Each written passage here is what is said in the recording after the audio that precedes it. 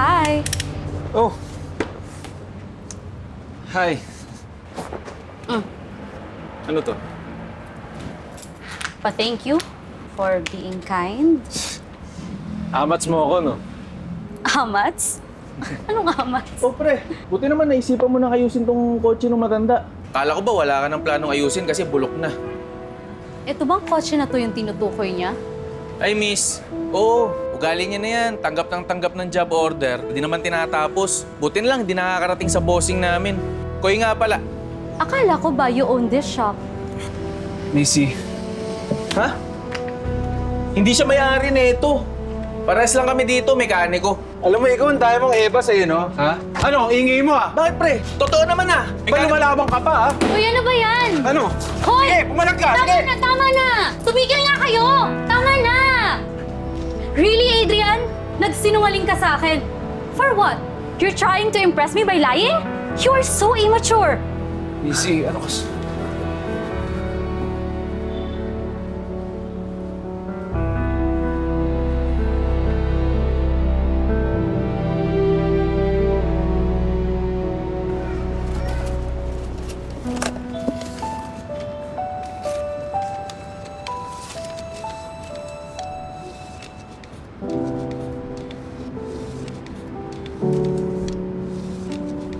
Oh, kain tayo!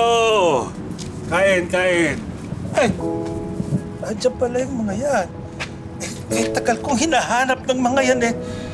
Eh, college ako niyan, sa Letran. Nag-aaral ako ng law. Tsaka excited ako niya kasi first car. Katas yan ng aking pagiging working student. Second hand ko kasi nabili itong si Mando eh. Mando? At yun yung pangalan nitong kotse, si Mando.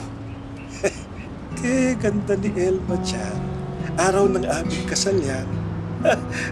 At akong nagmaneho dito kay Mando. May bridal car siya nun. Ay, si Philip. Yan si Philip, yung unang anak ko. Napayak ako kasi pagod na pagod ako. Kasi ako nagpaanak kay Mrs. dito, sa coaching ito.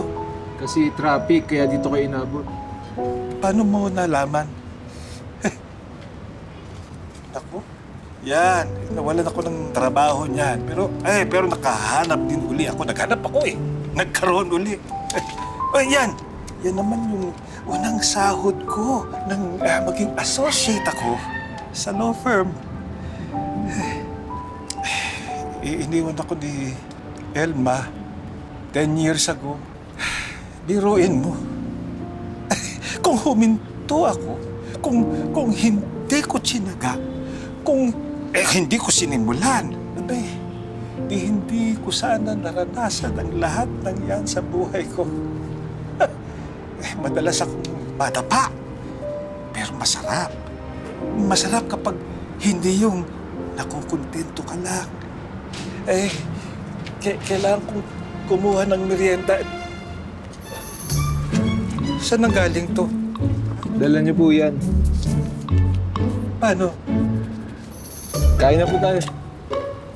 Oh. Ayos, di ba? Well-maintained ko kasi ito eh. Natambak lang mula nung nag-retire ako at saka namatay si Elma. Gusto niyo po kayo mag-drive?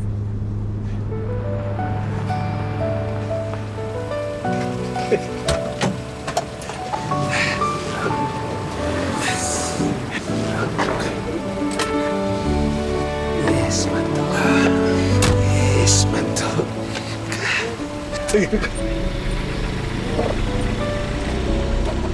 Maalaman niyo talaga tong kotse, no, Mang Berting? Oo, sobra.